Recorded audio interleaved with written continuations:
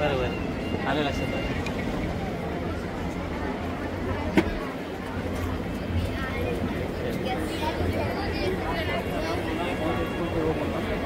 क्या आपने लगाया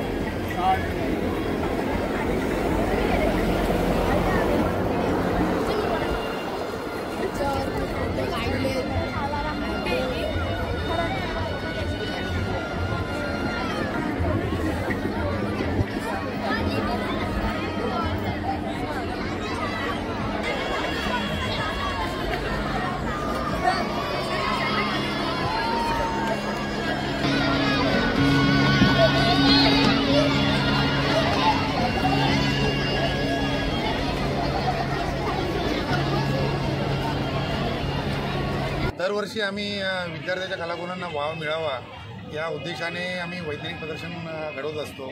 भारतीय शास्त्रज्ञांचे झेंडे जे आहेत ते जागतिक पातळीवर नोंदवले गेलेले आहेत आणि दरवर्षी ते नोंदवले जात आहेत.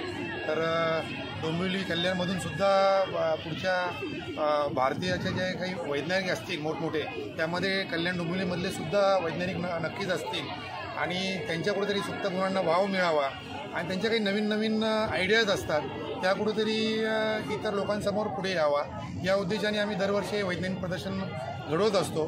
त्याचबरोबर हे जे काही आयडियाज आहेत या ज्या काही कल्पना आहेत नवनवीन त्या कल्पना बाकीच्या विद्यार्थ्यांबरोबर सुद्धा शेअर व्हावा या उद्देशाने सुद्धा आम्ही बऱ्याचशा शाळांना बसेस वगैरे करून देत असतो. काही शाळेच्या स्वतःच्या बसेस असतात आणि ते जवळजवळ या 2 दिवसात 29 आणि 30 तारखेला दरवर्षी या 2 दिवसात 25,000पेक्षा जास्त विद्यार्थी आणि जवळजवळ 3 ते 4 हजार पॅरेंट्स आणि जवळजवळ 400 ते 500 शिक्षक अशा पद्धतीने या प्रदर्शनीला भेट देत असतात.